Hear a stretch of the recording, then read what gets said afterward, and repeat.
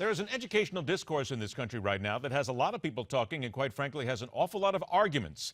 It takes the issue of creationism versus evolution, because there are those who believe that the only way to teach children today is to teach them strict creationism. There are those who believe that you must teach both, others who believe that evolution is the only thing that basically sets us apart and sets us on a path for the future. You can imagine what sort of a discourse this is and what sort of arguments happen. Well, Bill Nye, the Science Guy, is author of Undeniable: Evolution and the Science of Creation. He's been involved in a lot of these discussions recently, and he has been involved in a lot of arguments with people basically saying, look, the Earth isn't just 6,000 years old, and as a matter of fact, as Bill Nye has told us, that if you don't learn science and you don't learn evolution, then basically you're not raising a child that's very intelligent. Recently, he joined MidPoint to discuss his new book and that evolutionary science that is being left out of schools. I'm trying to spread the word. So anytime you get an opportunity, you take it. Well, not anytime. Almost anytime you get an opportunity, you take it. So this was a case where I went in the lion's den, and my goal was to raise awareness of this extraordinary worldview that's in our midst here in the world's technologically most advanced society. And my concern, this organization spends what looks to be about, well, it looks to be somewhat over $1 million on educating or indoctrinating, rather, young people in the Commonwealth of Kentucky and subscribers to their services. They make DVDs, curriculum materials, posters, workbooks, quizzes, where they go along with some science facts, and then the bottom line is, and the Earth is 6,000 years old, which is not accurate. So the concern is the raising a generation of young people that can't think. Is it not possible, though, Bill, for the two to coexist somewhere along the timeline? Well, hold it. Religion is one thing. I mean, people get tremendous comfort and community with their religions. They support each other, share resources. That's great. But whatever you believe, whatever deity or higher power you might believe in, the Earth is not 6,000 years old. No matter how hard you clench your teeth and wish it to be so, the Earth is just not 6,000 years old.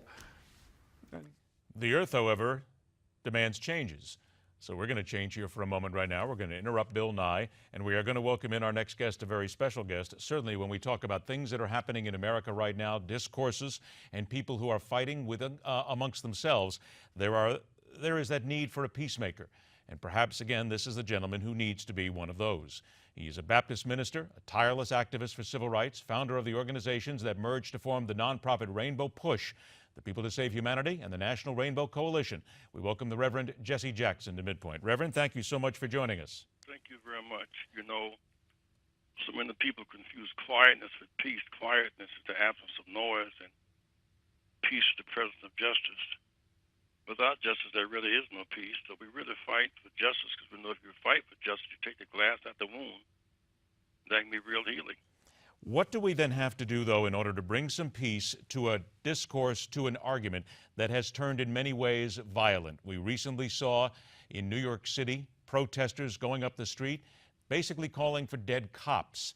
And these are the people who either seem to be hijacking this movement, or these are people who seem to be, in the opinion of many, to be the actual protesters here, well, and this is what they want. Those voices are not resonating at our list. They're not certainly coming from the leaders of our struggle for justice and peace. The fact is, we choose nonviolence not because we're scared, but because we're wise. You're not going to verbally fight guns and tanks with bricks. On the one hand, violence distracts from the message. The message is one of equality and parity. Plus, there is no redemption in violence. So, for example, when you, if there was absolutely no police conflict at all, the gap between the top 1% in our country and the 99, I think is really driving the agenda. Then people want to know, Reverend Jackson, excuse me, please, but people want to know what you are doing in order to bring these together, because people have told us before that the last place they saw you is Ferguson. I know you appeared in Seattle over the weekend as well, but there are people saying that you should be taking much more of a personal effect in this, and you should be out in front of the cameras pushing peace. What do you say to those people who want you out there? Well, we have been marching in Washington and in Ferguson, but there's more than one front in this struggle. For example, in Silicon Valley, the top 20 companies have 185 board members, 36 are white women, 3 blacks, and 1 Latino. That's the fastest growing industry in the world, and these are patterns of one-way trade. They're boycotting us, locking us out of opportunity. They say the banks on Wall Street is even worse. The banks targeted black and brown homes, foreclosed, and they went down. We bailed out the banks, left the homeowners locked out. So we fight for economic equality just as we fight for social justice. But how do you fight that, though, out in the streets right now? I understand what you're talking about with Silicon Valley, but to many people who are now protesting, that's way far above their head. They want to know what's happening down at street level right now to keep these protests peaceful and to make sure that something happens. They don't see that. Well, at the street level, student loan debt, credit and credit card debt, that's street level. People working but can't make a decent wage. That's why they're fighting for livable wages. That's street level. But Women fighting for gender equality, and that's street level. So the marches have many dimensions. I mean, when those were marching 3 years ago against the 1% on Wall Street, they couldn't get traction, but they were trying to say something. Now they're looking at demonstrations. There are the 1%ers. There are those who are fighting against the 1% control. There are those fighting for livable wages. There are those fighting for student loan debt to be relieved and reduced, fighting for a job, fighting to end war.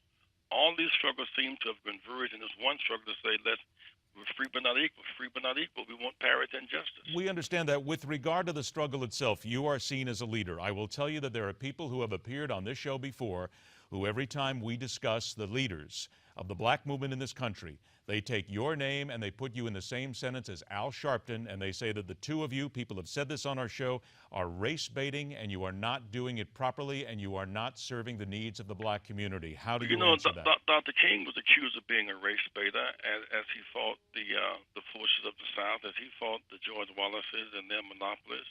They called Dr. King a race baiter, and they called him a communist at the same time.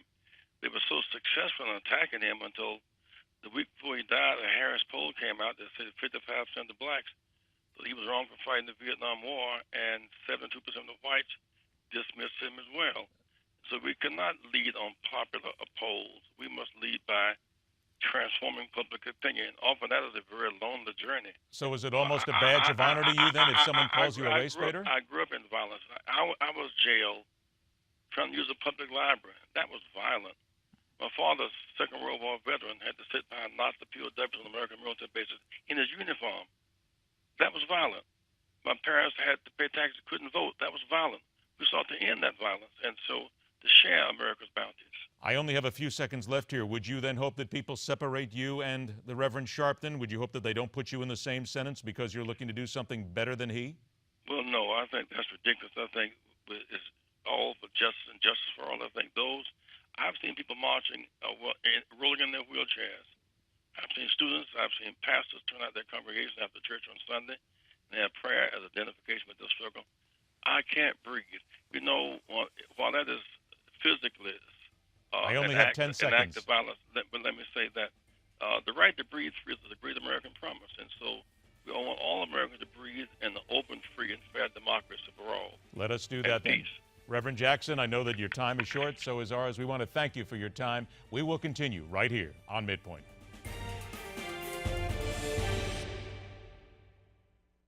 If you suffer from arthritis pain, weakness, or fatigue in your wrists,